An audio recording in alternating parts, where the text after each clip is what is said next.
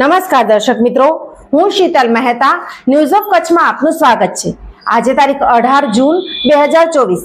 જોઈએ આજના સમાચાર। News of Kutch power by Opal electronics, LG best soap, Vijaynagar road Bhuj, Rambag road Adipur. Power by KC jewellers, latest fashion ડિઝાઇનના ornaments વિશ્વાસપાત્ર showroom, hospital road Bhuj. રાજ્યમાં સિંહની સંખ્યા ઘટી રહી છે, ત્યારે વિસાવદર વિસ્તારના ગામમાં સિંહને શોટ આપી મારી નાખી ડેમમાં ફેંકી દેવાનો બનાવ બહાર આવ્યો છે। એક બાજુ રાજ્યમાં સિંહોની સંખ્યા ઘટી રહી છે, તો અત્યારે શંકાસ્પદ હાલતમાં સિંહનો મૃતદેહ મળી આવ્યો છે। મળતી વિગતો પ્રમાણે ઓઝત 2 ડેમમાંથી સિંહનો શંકાસ્પદ હાલતમાં મૃતદેહ મળી આવ્યો છે। પ્રાથમિક વિગતો પ્રમાણે વાત કરવામાં આવે તો શોટ આપી હત્યા કરવામાં આવી હોવાની આશંકા વર્તાઈ રહી છે।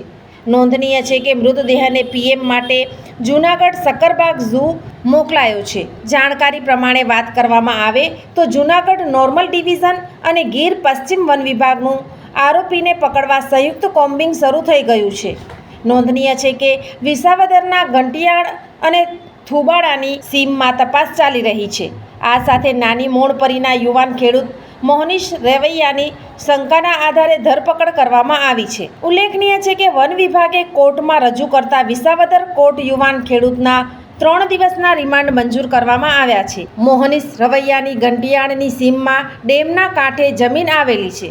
જમીનના સેઢા પરથી સિંહના મૃતદેહને ઢસડાયો હોવાના નિશાન પણ મળી આવ્યા છે। પ્રાથમિક વિગતો એવી પણ સામે આવી રહી છે કે અન્ય સ્થળે શોટ આપીને સિંહની હત્યા કરી મૃતદેહને મોહનીશના ખેતરે નાખી ગયા હોવાની આશંકા છે। હજુ મુખ્ય આરોપી સહિતનાઓને પકડવા વન વિભાગે કવાયત હાથ ધરી છે। ઉલ્લેખનીય છે કે સિંહના શંકાસ્પદ મોતથી સિંહ પ્રેમીઓમાં અરેરાટી વ્યાપી છે। દાદા, તમે મને લેવા કેમ ના આવ્યા? બેટા, દાદાની તબિયત ખરાબ છે। તેમને સખત તાવ, માથાનો દુખાવો અને ઉલટીઓ થઈ રહી છે। બાળકો, મેલેરિયા ખતરનાક બીમારી છે જે માદા એનોફિલિસ મચ્છરના કરડવાથી થાય છે। ઠંડીની સાથે ધ્રુજારી, તાવ, માથાનો દુખાવો, ઉલટી વગેરે।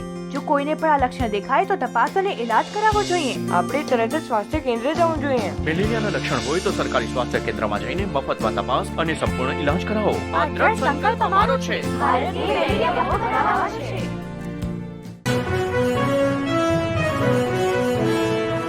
દર્શક મિત્રો, આ હતા આજના સમાચાર।